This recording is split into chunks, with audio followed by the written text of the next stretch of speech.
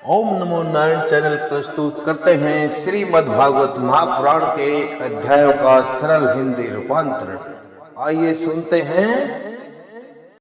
ओम नमो भगवते वासुदेवाय। अब हम श्रीमद् भागवत महापुराण के सप्तम स्कंद के नौवें अध्याय का पाठ करेंगे, जिसमें हम जानेंगे कि प्रहलाद जी के द्वारा नरसिंह भगवान की स्तुति। प्रहलाद जी नरसिंह भगवान की किस प्रकार से प्रार्थना करते हैं। नारद जी कहते हैं, इस प्रकार ब्रह्मा शंकर आदि सभी देवगण नरसिंह भगवान के क्रोध आवेश को शांत न कर सके और न उनके पास जा सके।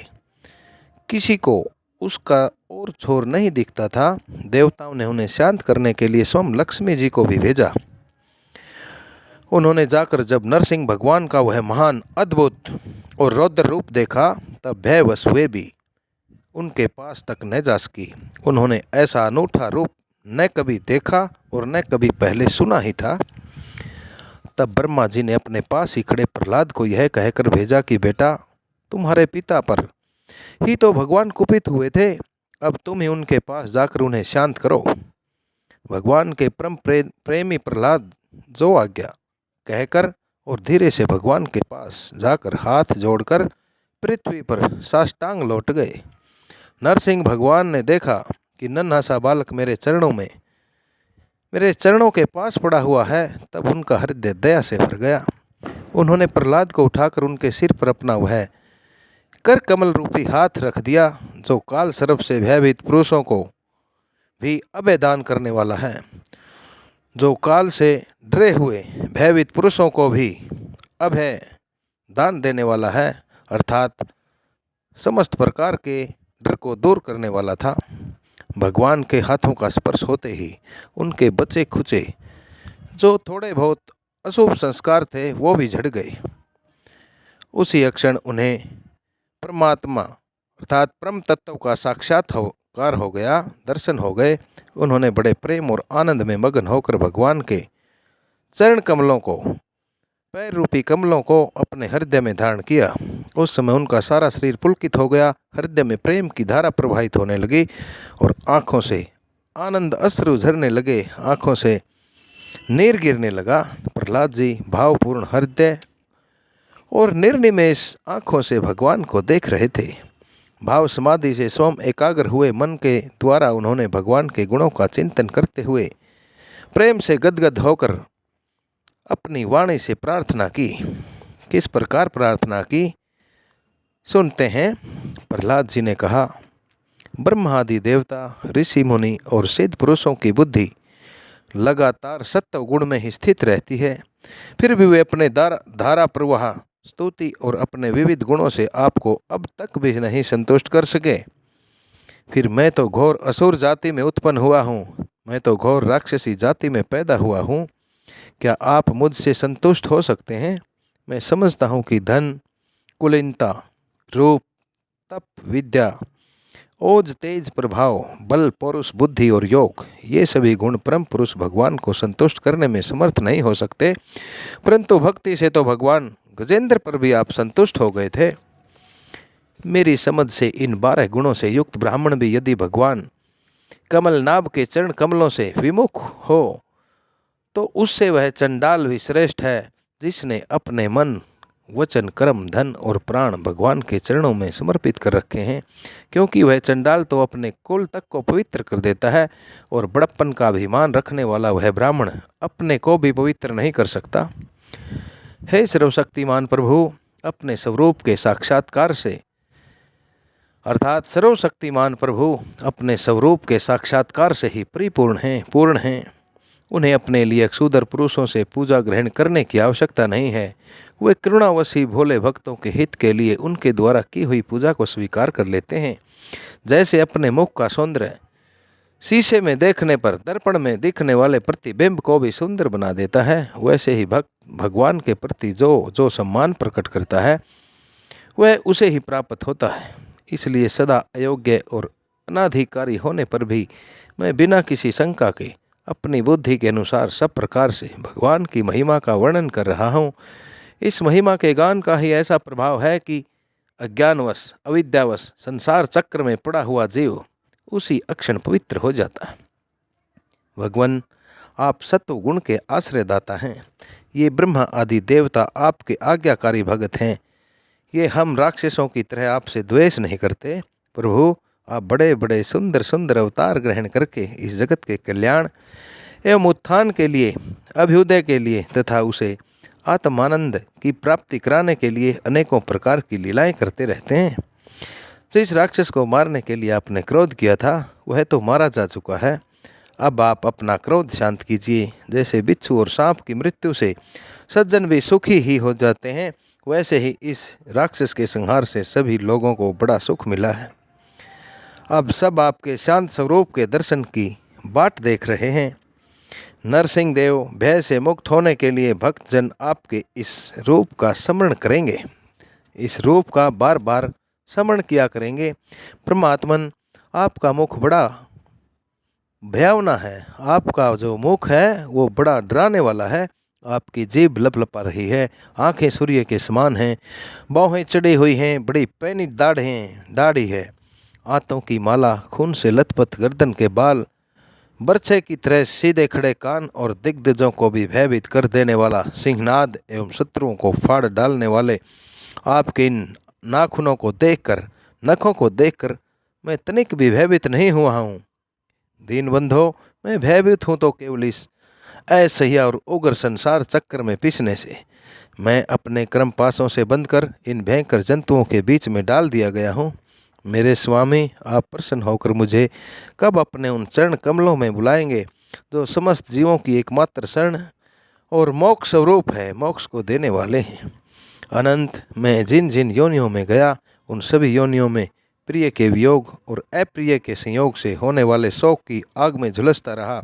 उन दुखों को मिटाने की जो दवा है वह भी दुख रूप ही है। मैं न जाने कब से अपने के अतिरिक्त वस्तुओं को आत्मा समझकर इधर उधर भटक रहा हूँ।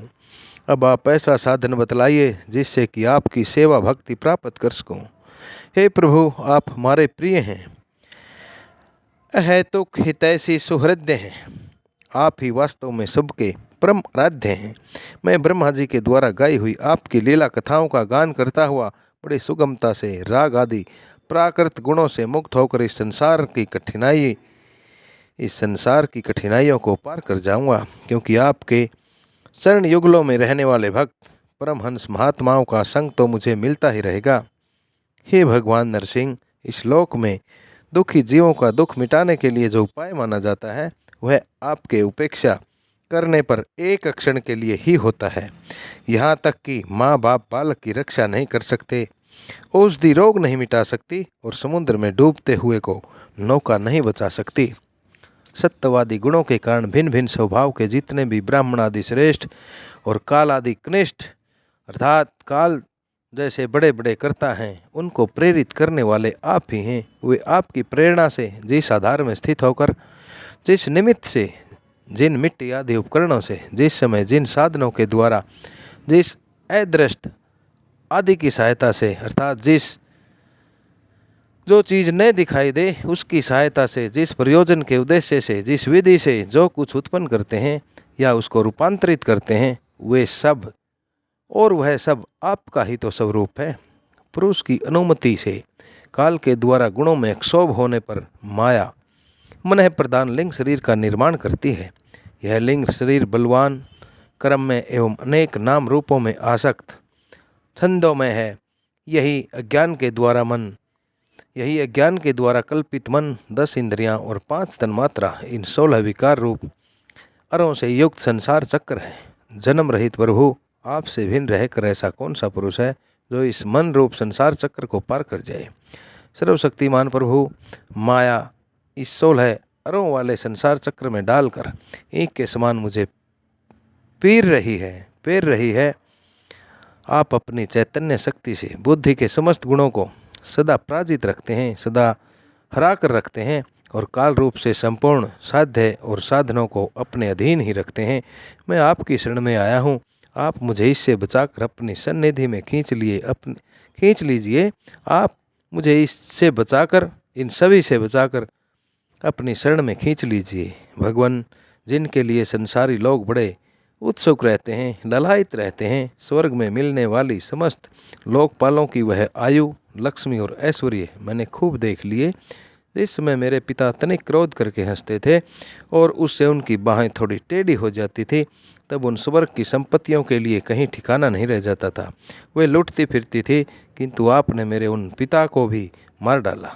इसलिए मैं ब्रह्मलोक तक की आयु, लक्ष्मी, ऐश्वर्य और वे इंद्रिय भोग जिन्हें संसार के प्राणी चाहा करते हैं, इच्छा किया करते हैं, उन सभी को नहीं चाहता हूँ, क्योंकि मैं जानता हूँ कि अत्यंत शक्तिशाली काल का रूप धारण करके आपने उन्हें भी ग्रस्त रखा है। इसलिए मुझे आप अपने दासों की सन्निधि में ले लीजिए, मुझे आप अपने दासों की तरह शरण में ले लीजिए। विषय भोग की बातें सुनने में ही अच्छी लगती हैं, वास्तव में तो वे मृग तृष्णा के जल के समान नितांत असत्य ही हैं, और यह शरीर भी जिससे वे भोग भोगे जाते हैं अगणित रोगों का उद्गम स्थान है। कहाँ वे मिथ्या विषय भोग और कहाँ यह रोग युक्त शरीर। इन दोनों की अक्षण भंगुरता और असारता जानकर भी मनुष्य इनसे दूर नहीं रहता। वह कठिनाई से प्राप्त होने वाले भोग के नन्हे नन्हे मधु बिंदुओं से अपनी इच्छा की आग बुझाने की ही इच्छा करता है। प्रभु, कहाँ तो इस तमोगुणी असुर वंश में रजोगुण से उत्पन्न हुआ मैं, और कहाँ आपकी अनंत कृपा। धन्य है आपने अपना परम प्रसाद स्वरूप और सकल संतापहारी वह कर कमल अर्थात आपका जो हाथ है वो मेरे सिर पर रखा है, जिसे आपने ब्रह्मा, शंकर और लक्ष्मी जी के सिर पर भी कभी नहीं रखा है। दूसरे संसारी जीवों के समान आप में छोटे बड़े का भेदभाव नहीं है, क्योंकि आप सबके आत्मा और अकारण ही प्रेमी हैं। फिर भी कल्प वृक्ष के समान आपका कृपा प्रसाद भी सेवन भजन से ही प्राप्त होता है। सेवा के अनुसार ही जीवों पर आपकी कृपा का उदय होता है, उसमें जातिगत उच्चता या नीचता कारण नहीं है। भगवान, यह संसार एक ऐसा अंधेरा कुआं है जिसमें काल रूप सर्प डसने के लिए सदा तैयार रहता है। विषय भोगों की इच्छा वाले पुरुष उसी में गिरे हुए हैं। मैं भी संगवश उसके पीछे उसी में गिरने जा रहा था, परंतु भगवान देव ऋषि नारद ने मुझे अपनाकर बचा लिया। तब भला मैं आपके भक्तजनों की सेवा कैसे छोड़ सकता हूँ। हे अनंत, जिस समय मेरे पिता ने अन्याय करने के लिए कमर कसकर हाथ में खड्ग ले लिया और वह कहने लगा, यदि मेरे सिवा कोई और ईश्वर है तो तुझे बचा ले, मैं तेरा सिर काटता हूँ, उस समय आपने मेरे प्राणों की रक्षा की और मेरे पिताजी का वध किया। मैं तो समझता हूँ कि आपने अपने प्रेमी भक्त सनक आदि ऋषियों का वचन सत्य करने के लिए ही वैसा किया था। भगवान, यह सारा संसार एकमात्र आप ही हैं, क्योंकि इसके आदि में आप ही कारण रूप से थे, अंत में आप ही अवधि के रूप में रहेंगे और बीच में इसकी प्रतीति के रूप में भी केवल आप ही हैं। आप अपनी माया से गुणों के परिणाम स्वरूप इस जगत की सृष्टि करके इसमें पहले से विद्यमान रहने पर भी प्रवेश की लीला करते हैं और उन गुणों से युक्त होकर अनेक मालूम पड़ रहे हैं। भगवान, यह जो कुछ कार्य कारण के रूप में दिखाई दे रहा है, प्रतीत हो रहा है, वह सब आप ही हैं और इससे भिन्न भी आप ही हैं। अपने प्राय का भेदभाव तो अर्थहीन शब्दों की माया है, क्योंकि जिससे जिसका जन्म, स्थिति, लय और प्रकाश होता है वह उसका स्वरूप ही होता है। जैसे बीज और वृक्ष कारण और कार्य की दृष्टि से भिन्न भिन्न हैं, तो भी गंध तन्मात्र की दृष्टि से दोनों एक ही हैं। भगवान, आप ही संपूर्ण विश्व को स्वयं ही अपने में समेटकर आत्म सुख का अनुभव करते हुए निष्क्रिय होकर प्रलयकालीन जल में शयन करते हैं।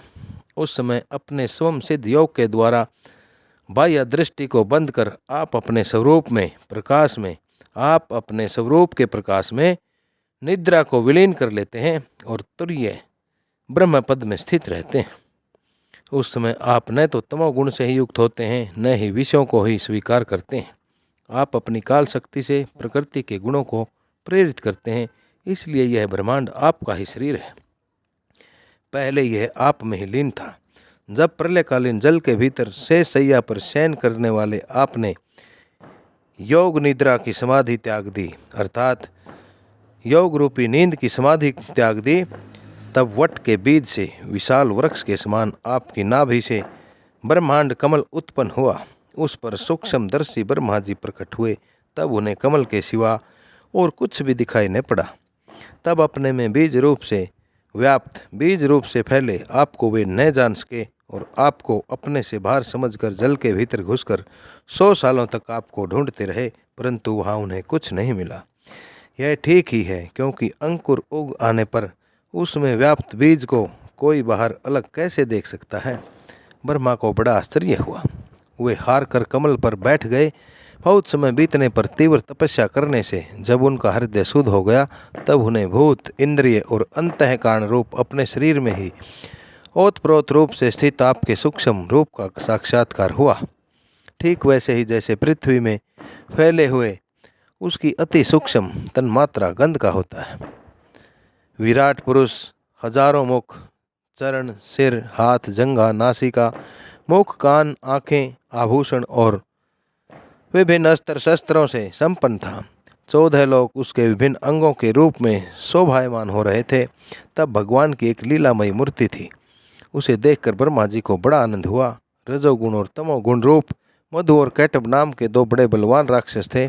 जब वे वेदों को चुरा कर ले गए, तब आपने हैग्रीव अवतार धारण किया और उन दोनों को मारकर सत्वगुण रूप श्रुतियाँ ब्रह्मा जी को लौटाई थी। वह सत्वगुण ही आपका अत्यंत प्रिय शरीर है।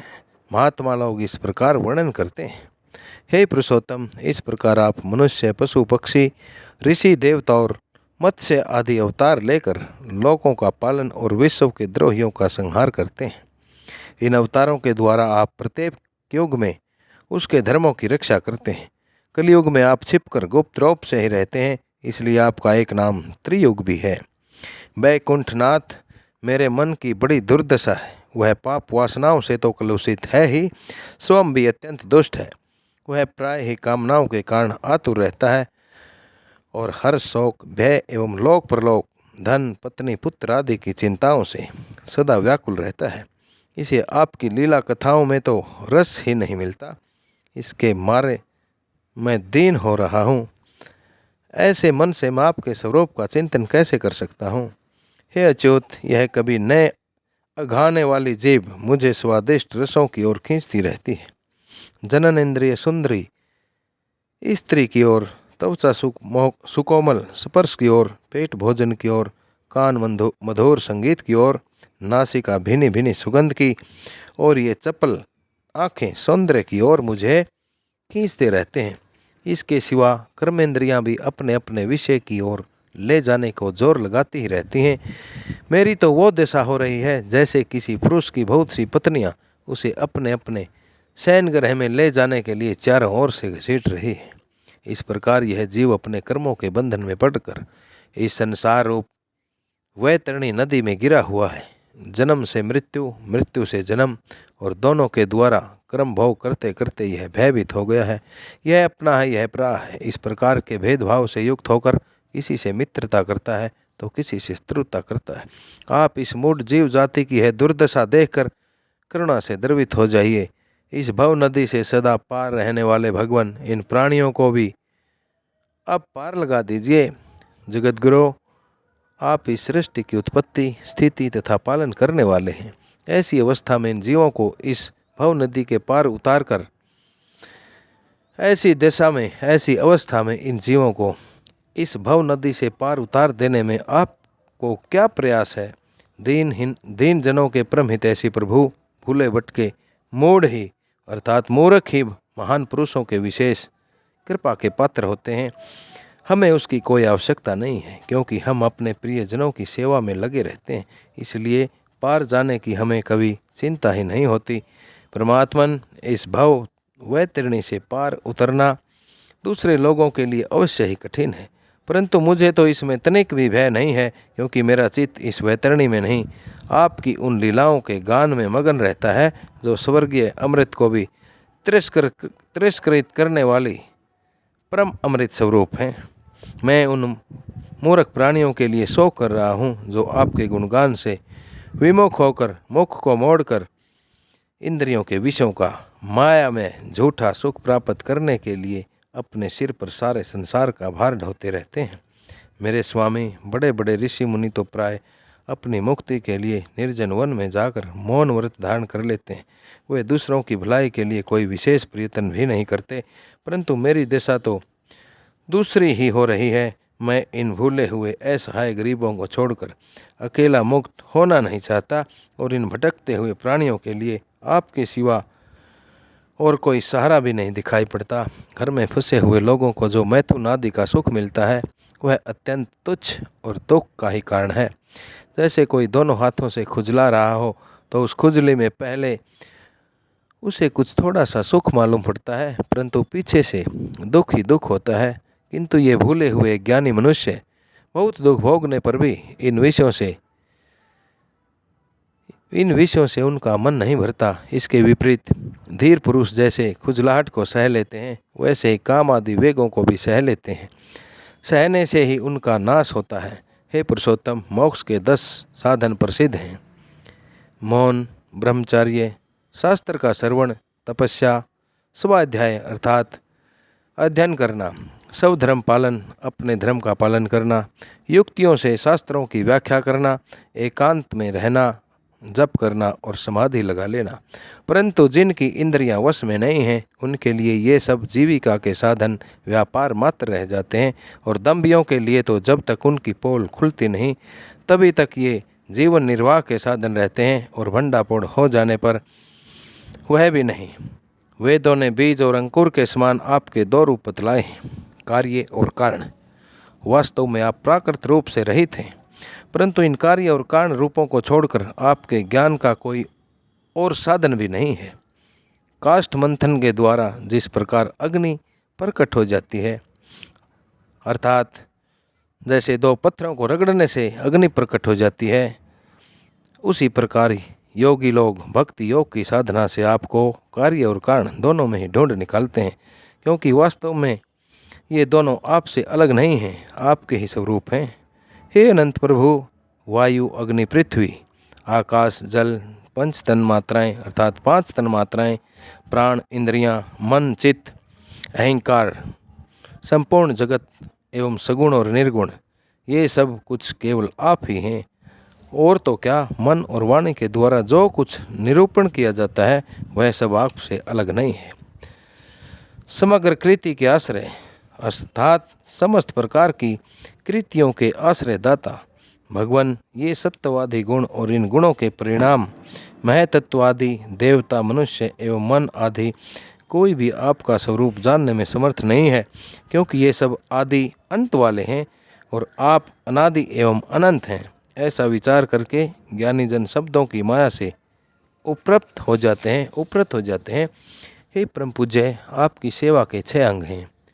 नमस्कार, स्तुति अर्थात प्रार्थना करना, समस्त कर्मों का समर्पण, सेवा पूजा और चरण कमलों का चिंतन और लीला कथाओं का श्रवण करना। इस षडंग सेवा के बिना आपके चरण कमलों की भक्ति कैसे प्राप्त हो सकती है, और भक्ति के बिना आपको प्राप्ति कैसे और भक्ति के बिना आपकी प्राप्ति कैसे होगी। प्रभु, आप तो अपने परम प्रिय भक्तजनों के परमहंसों के ही सब कुछ हैं, सर्वस्व हैं। नारद जी आगे कहते हैं, इस प्रकार भक्त प्रहलाद ने बड़े प्रेम से प्रकृति और प्राकृत गुणों से रहित भगवान के सर्वभूत गुणों का वर्णन किया। इसके बाद वे भगवान के चरणों में सिर झुकाकर चुप हो गए। नरसिंह भगवान का क्रोध शांत हो गया और वे बड़े प्रेम तथा प्रसन्नता से बोले। नरसिंह भगवान ने कहा, परम कल्याण स्वरूप प्रहलाद, तुम्हारा कल्याण हो। हे दैत्यों में श्रेष्ठ, मैं तुम पर अत्यंत प्रसन्न हूँ। तुम्हारी जो अभिलाषा हो मुझसे मांग लो, मैं जीवों की इच्छाओं को पूर्ण करने वाला हूँ। आयुष्मान, जो मुझे प्रसन्न नहीं कर लेता उसे मेरा दर्शन मिलना बहुत ही कठिन है, परंतु जब मेरे दर्शन हो जाते हैं तब फिर प्राणी के हृदय में किसी प्रकार की जलन नहीं रह जाती। मैं समस्त इच्छाओं को पूर्ण करने वाला हूँ, इसलिए सभी कल्याणकामी परम भाग्यवान साधुजन जितेंद्रिय होकर अपनी समस्त वृत्तियों से मुझे प्रसन्न करने का ही यत्न करते रहते हैं। असुर कुल भूषण अर्थात हे असुर कुल के भूषण, हे असुर कुल के श्रेष्ठ प्रहलाद जी भगवान के अनन्य प्रेमी थे, इसलिए बड़े बड़े लोगों को प्रलोभन में डालने वाले वरों के द्वारा प्रलोभित किए जाने पर भी उन्होंने उनकी कोई इच्छा नहीं की। इस प्रकार श्रीमद्भागवत महापुराण के सप्तम स्कंद का यह 9वां अध्याय आप सभी श्रोताओं द्वारा श्रवित किया गया। श्रीमद्भागवत महापुराण एक सनातन महापुराण है। इसकी पुण्यमयी कथाओं को श्रवण करना तथा इन कथाओं को आगे से आगे शेयर करना तथा ओम नमो नारायण चैनल को सब्सक्राइब करके इन पुण्य के भागी बनना इस मनुष्य जीवन का उद्देश्य हो सकता है। नरेंद्र कौशिक की परम विनीत प्रार्थना आप सभी से कि इन पुण्यमयी कथाओं को आगे से आगे शेयर करें तथा ओम नमो नारायण चैनल जिसके द्वारा श्रीमद्भागवत महापुराण की इन पुण्यमयी कथाओं को संस्कृत से हिंदी में रूपांतरित करके आप तक पहुंचा जा रहा है तथा आप पुण्य के भागी बनने के हकदार हो सकते हैं। इन्हीं शब्दों के साथ नरेंद्र कौशिक का आप सभी को ओम नमो भगवते वासुदेवाय, ओम नमो भगवते वासुदेवाय।